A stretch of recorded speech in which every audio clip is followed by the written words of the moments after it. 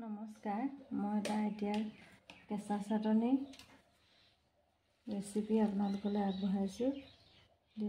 এয়া দিছোঁ মই নৰসিংহ পাত আৰু এয়া মচন্দৰী। এইখিনি মই মিক্সি জাৰত ভৰাই লৈছোঁ।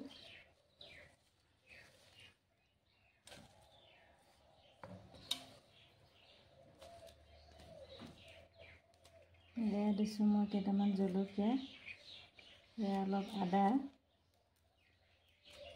আৰু এয়া প্ৰসাদত দিয়া নাৰিকল, বুট, মগু মিক্স। এনেকৈ কেঁচা চাটনি বনাই খাবলৈ খুব ভাল।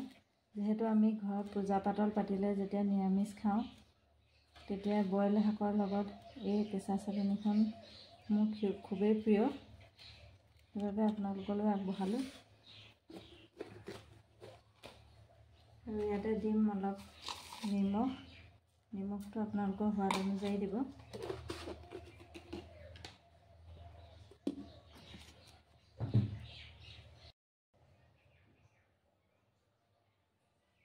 এয়া মোৰ চাটনি ৰেডি হৈ গ'ল। আপোনালোকে এবাৰ ট্ৰাই কৰি চাবচোন কেনেকুৱা লাগে। খাবলৈ খুবেই ভাল লাগে। এয়া আজি মোৰ নিৰামিষ থালি। নিৰামিষ মানে মই আজি তেলো ব্যৱহাৰ কৰা নাই।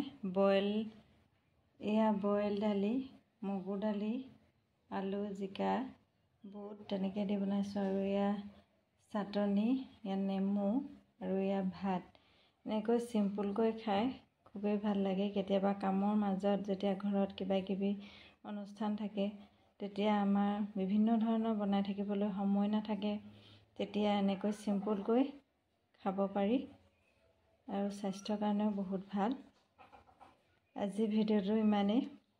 ভাল লাগিলে লাইক, কমেণ্ট, শ্বেয়াৰ কৰিব। আজিলৈ বাই বাই।